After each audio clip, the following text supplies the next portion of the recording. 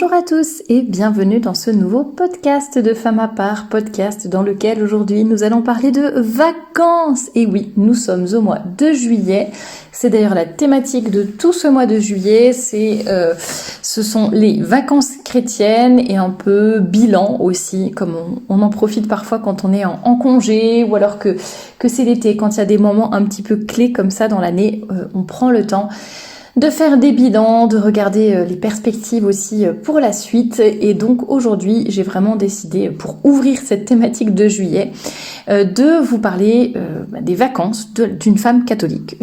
Qu'est-ce qu'elle fait, quelles sont ses priorités, est-ce qu'elle a le droit de prendre des vacances déjà, et nous allons parler de tout ceci aujourd'hui. Je vous rappelle que vous pouvez nous écouter sur Spotify, en principe je crois que je vous ai mis le lien dans la description de ce podcast ou sur YouTube comme vous préférez, et tous les liens vers les différents réseaux sociaux de Femmes à part, le blog, la boutique, vous inscrire à la newsletter, etc.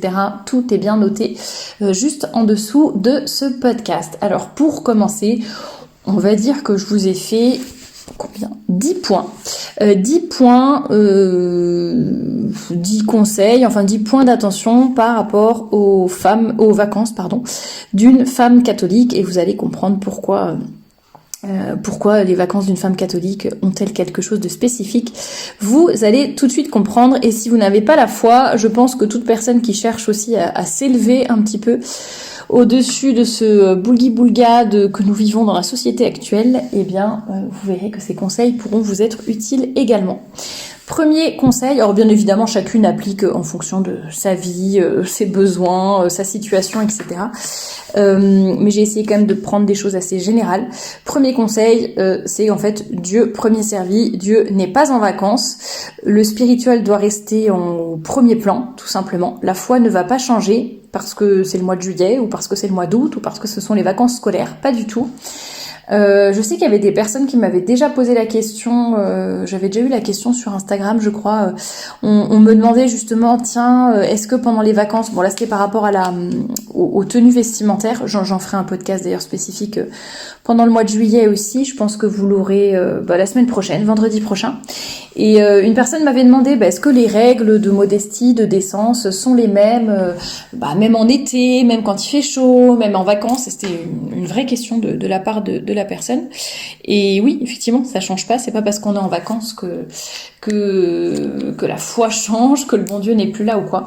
Donc effectivement, le bon Dieu reste en premier. Notre priorité doit rester le spirituel. Et donc effectivement, on essaye aussi de trouver des lieux. Si vous partez en vacances, disons que si vous partez loin de chez vous, il faut évidemment réfléchir, est-ce que l'endroit où je vais aller, y aura-t-il une messe catholique sur place? Est-ce qu'on va pouvoir vivre notre foi au quotidien? Il faut continuer de faire bien sûr ses prières, pourquoi pas prendre le temps pour dire le chapelet aussi chaque jour. Donc c'est vraiment une petite lecture spirituelle aussi. Disons que les vacances sont là pour nous détendre, bien évidemment, pour se changer les idées, voir sa famille, se reposer, être un peu plus flexible par rapport à notre plan du temps, aux horaires, etc.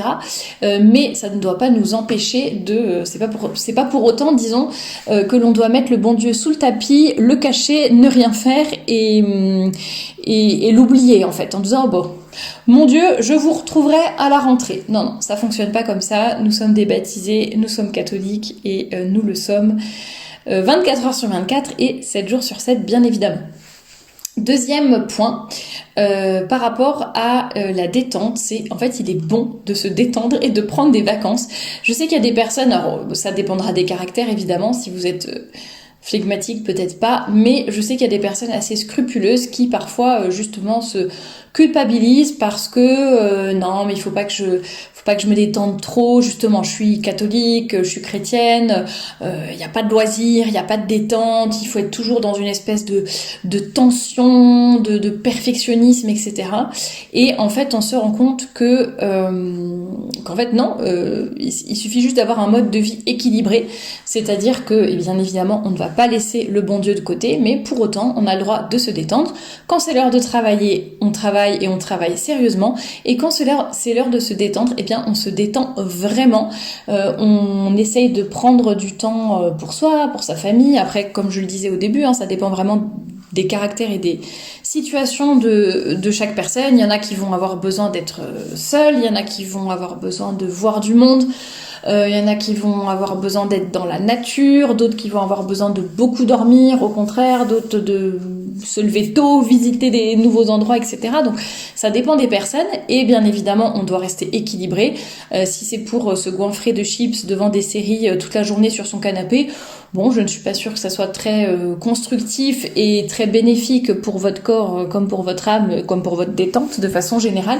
Mais en tout cas, il n'est pas du tout mauvais. C'est pas parce qu'on est catholique et qu'on a la foi qu'on ne doit pas prendre des vacances. Il est bon de se détendre. Mais attention, je vais apporter une petite nuance dans le point suivant, n'est-ce pas? Mais comme d'habitude, tout est question d'équilibre. Et je voudrais rappeler, peut-être s'il y a des hommes qui nous écoutent, très souvent ce sont les femmes quand même qui s'occupent, surtout si vous êtes mère au foyer, mais pas que, très souvent ce sont les femmes qui s'occupent de la logistique, de la nourriture, des lessives, etc., que ce soit les vacances ou pas les vacances. Parfois, il y a une surcharge de travail, même en vacances, ou parfois, c'est juste que c'est la même chose que le reste de l'année. Donc, la maman n'a pas forcément l'impression de beaucoup se détendre. Donc, messieurs, faites attention à ce que votre épouse, votre mère, votre sœur, peu importe, mais que les femmes de votre famille puissent avoir de vrais moments de détente et avoir des jours où elles ne cuisinent pas, des jours où vous les aidez pour les lessives ou autres. Et pour qu'elle puisse réellement en fait se détendre aussi, parce que peut-être que pour vous ne vous en rendrez pas compte parce que vous dites je suis pas au travail, donc en fait c'est déjà ça, c'est déjà énorme et ça me détend, mais voilà, les femmes vont faire exactement la même chose que le reste de l'année, donc faites-y attention si vous le pouvez. Troisième point, une phrase de la Bible: soyez sobres et veillez. C'était une petite phrase en fait que je voulais petit aparté, ce point numéro 3, pour vous dire de faire attention à l'oisiveté. On dit que l'oisiveté est la mère de tous les vices. Donc effectivement, on doit se reposer, se détendre, comme je le disais, peut-être avoir un emploi du temps plus flexible, on n'est pas obligé d'avoir quelque chose de prévu à chaque minute de la journée, savoir exactement le dérouler, etc. Mais en tout cas, ça n'est pas pour autant qu'il faut se relâcher. Je donnais l'exemple tout à l'heure du canapé et des chips. N'allons pas dans l'exagération, ni dans un sens ni dans l'autre. On peut se reposer, ça ne veut pas dire pour autant qu'on va se relâcher. On peut se détendre, ça ne veut pas dire pour autant qu'on va se perdre, qu'on va s'éloigner de ses principes. Essayons de faire les choses avec sobriété, sans exagération, sans extravagance. Peut-être que vous allez prendre plus de temps pour, faire de bons repas, un petit barbecue, cuisiner davantage, justement avoir plus de loisirs qu'habituellement, ce qui est normal. Mais ne tombez pas pour autant dans le fait de se goinfrer, devenir ivre à force de boire, se laisser aller complètement, etc. Donc on ne va pas baisser la garde. En fait, je pense que justement ça aussi c'est adapté en fonction de votre caractère. Si vous savez que vous êtes flegmatique ou que vous avez une tendance à la paresse, etc., justement profitez des vacances pour essayer de bouger davantage, de faire plus de choses, etc. Et si vous savez qu'au contraire l'un de vos défauts c'est de ne jamais vous reposer et puis après vous allez péter un plomb parce que vous allez trop tendre la corde, etc., eh bien apprenez justement peut-être à être moins perfectionniste, moins regardante sur l'état de la maison ou autre, vous faire aider davantage, accepter de l'aide si on vous en propose, et essayez vraiment d'adapter en fonction de votre caractère, de vos qualités ou de vos défauts. Donc par exemple si vous savez que vous avez trop tendance, en fait vous allez trop vous relâcher, vraiment ça va être mauvais pour vous, pour votre rythme, que vous soyez seul ou en famille, eh bien faites-vous des to-do list pour avoir quand même un petit programme dans vos journées.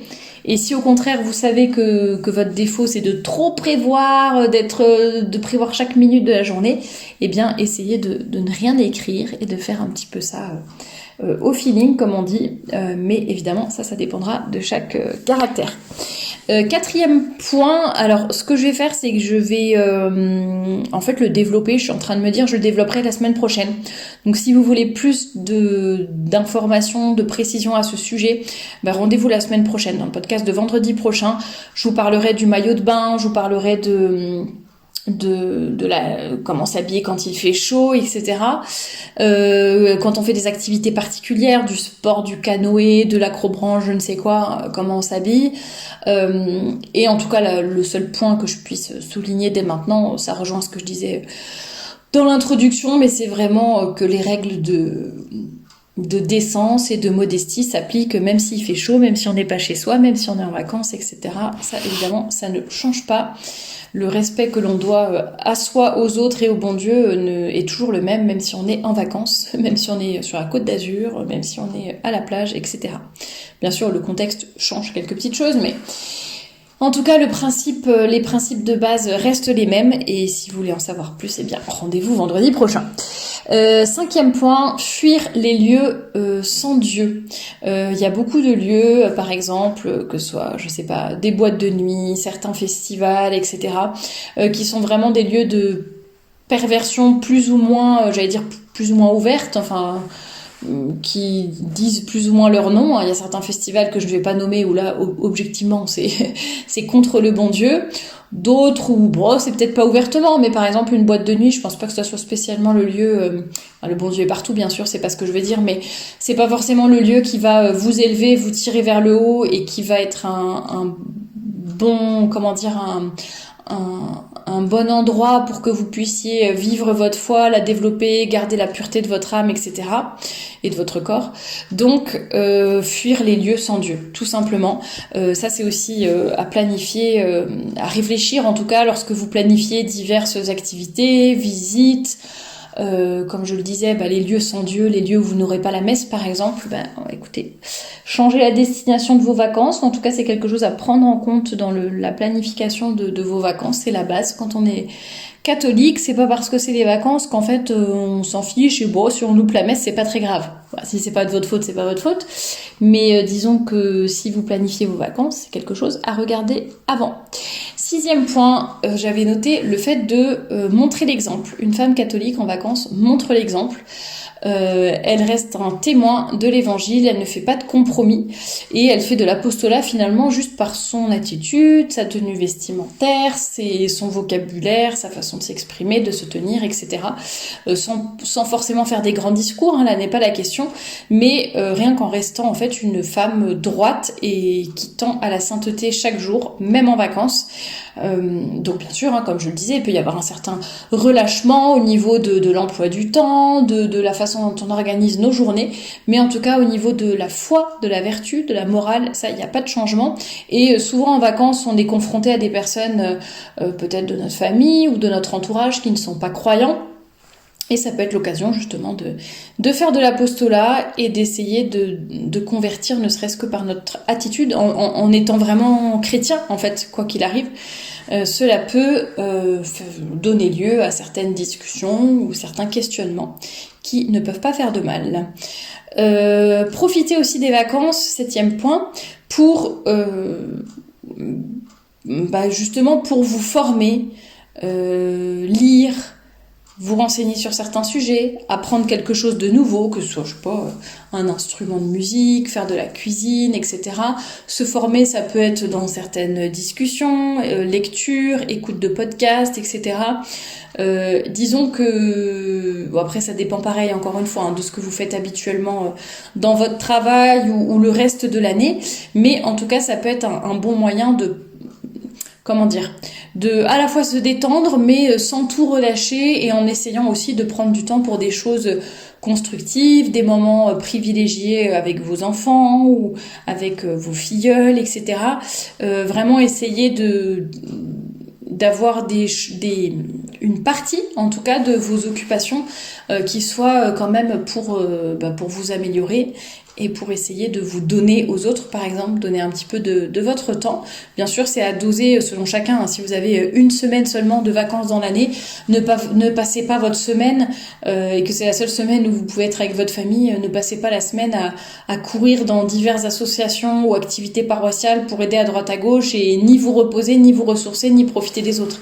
Donc bien sûr, à faire avec modération, mais en tout cas, ça peut être une bonne ligne directrice aussi de se dire, je vais quand même pas ne rien faire complètement, je vais essayer de lire tel livre spirituel ou tel livre de formation ou écouter un podcast, ou voilà, ça peut être aussi le moment, surtout si vous avez de la route pour écouter des podcasts maintenant. C'est facile même en cuisinant.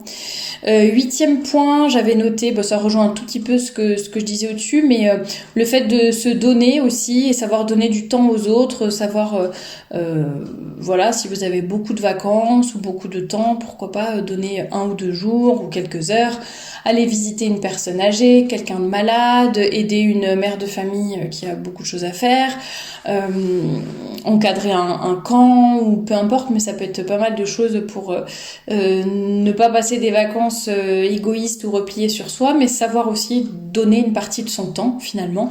Encore une fois, ça ne veut pas dire toutes les vacances, mais pourquoi pas, si vous avez 2 mois de vacances, vous pouvez bien donner 1 semaine pour, j'allais dire, des bonnes œuvres ou du bénévolat ou autre, ou alors quelques heures, si vous n'avez qu'une semaine de vacances, eh bien 1 ou 2 heures à garder quelqu'un, à discuter avec une personne qui est seule, ça peut faire la différence aussi. 9e point, eh bien, si vous avez le temps, pourquoi pas faire une retraite, et pourquoi pas une retraite de Saint-Ignace. J'avais fait un article c'était pas moi d'ailleurs, c'est l'une d'entre vous qui avait écrit un article pour le blog. Donc vous allez sur le blog femmapart.com, le lien est dans la description. Vous tapez dans la barre de recherche retraite spirituelle et puis vous trouverez l'article qui a été fait là-dessus avec tous les bénéfices à retirer d'une retraite spirituelle. Ça peut être une retraite, j'allais dire officielle, encadrée, avec une certaine organisation, etc. Et ça peut être aussi de décider de partir. Alors moi je l'avais fait avec une collègue qui m'avait demandé, c'était sur un week-end, et qui m'avait demandé bon, en plus elle était plutôt musulmane, et elle voulait 2-3 jours juste un peu dans le silence, au calme, etc.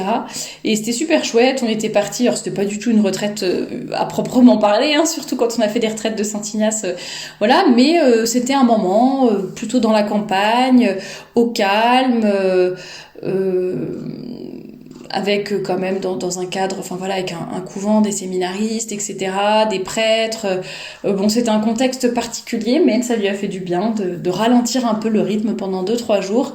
Ça ne veut pas dire qu'on était en silence ni quoi que ce soit, mais ça permet de se ressourcer, de se recentrer aussi et de donner un peu de temps au bon Dieu. Donc c'est très bien. Et puis 10e point, j'avais noté aussi, profitez de vos vacances pour contempler, vous émerveiller devant le beau. J'avais fait plusieurs articles dessus. Il y a aussi, si le format audio vous plaît, il y a aussi le podcast que j'avais fait avec Valérie Daubigny. Vous tapez Valérie ou transmettre, je sais plus comment ça s'appelait, transmettre le beau peut-être, le podcast, et vous le retrouverez facilement sur la chaîne. Et voilà, c'est oser vous émerveiller, profiter pour rendre grâce, avoir de la gratitude pour tout ce que vous vivez, tout ce que vous avez. Parfois on a du mal, quand on est un peu dans le train-train quotidien, on a du mal à prendre du recul sur toutes les grâces que le bon Dieu nous fait chaque jour. Donc n'hésitez pas à prendre le temps de le remercier, de faire un point aussi en quelque sorte sur votre vie, mais ça on en parlera dans 15 jours, dans le podcast dans 15 jours. Et voilà, n'oubliez pas aussi que les bonnes manières continuent même en vacances, que voilà, parfois ça peut être l'occasion de mettre son ego de côté quand on vit en famille ou en communauté, et il faut faire des compromis avec tout le monde. Et puis donc n'oubliez pas, gardez cet objectif en tête, hein, que on ne se transforme pas en gros égoïstes athées et des larves sur notre canapé juste parce que ce sont les vacances. Non, nous sommes des femmes catholiques et nous essayons d'avoir des vacances vraiment chrétiennes et vraiment vacances, mais vraiment chrétienne. Voilà, ce sont les 2 choses à ne pas oublier, et garder vraiment l'équilibre avec cela. Voilà, j'espère que ce podcast vous aura donné plusieurs pistes de réflexion. Vous l'aurez compris, la semaine prochaine, nous parlerons plutôt de la tenue vestimentaire. Dans 15 jours, plutôt des bilans, résolutions, etc. Et puis tout au long du mois de juillet, j'en profite pour vous le dire, vu que c'est le premier podcast du mois de juillet, mais étant donné que la thématique, ce sont les vacances chrétiennes, il y aura aussi des entrevues pétillantes, chroniques de livres, entretiens, vidéos d'inspiration, des vidéos aussi sur Instagram, des articles sur le blog, enfin... Tout sera vraiment autour de cette thématique des vacances chrétiennes et un peu du bilan, on va dire, que l'on peut faire à cette occasion-là. En tout cas, merci d'avoir écouté ce podcast. N'oubliez pas de vous abonner si ça n'est pas encore le cas. Et je vous dis à très bientôt pour un nouveau podcast.